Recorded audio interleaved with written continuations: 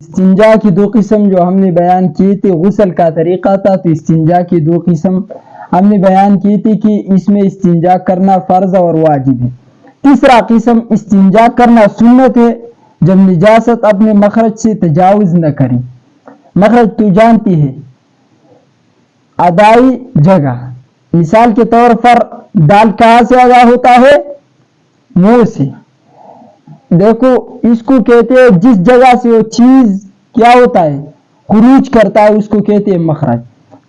تو جس جگہ پہ نجاست کیا ہوتا ہے خروج کرتا ہے، جاتا ہے، اس جگہ سے جب نجاست تجاوز نہ کرے تو اس حالت میں استنجا کرنا کیا ہے؟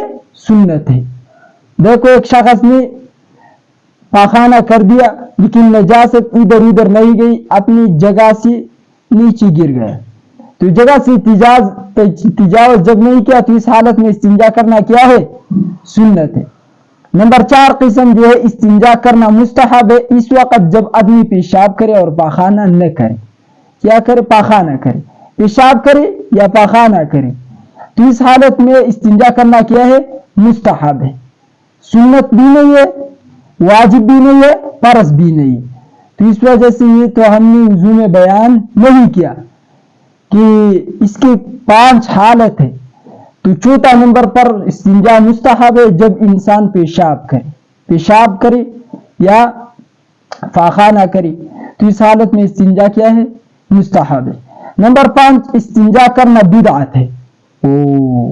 کیا ہے؟ بدعت ہے، خروج الریح کی وجہ سے۔ ایک شخص نے بعد خلاص کر دیا، دھماکہ ہوا، اور اس کے بعد یہ استنجا کرتا ہے تو یہ بدعت ہے۔ کیا ہے؟